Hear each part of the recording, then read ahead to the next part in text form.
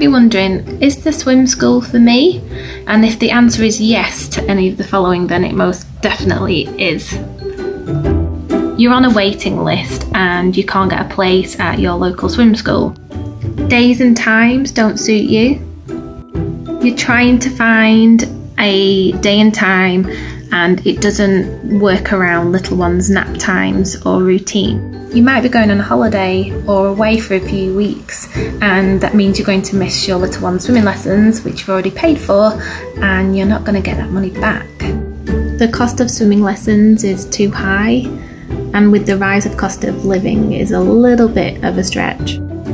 Did you just say yes to any of those things I just told you? Then the online swim school is definitely for you. Remember, it works around you and your busy schedules so that you can take your baby swimming at a time that suits you.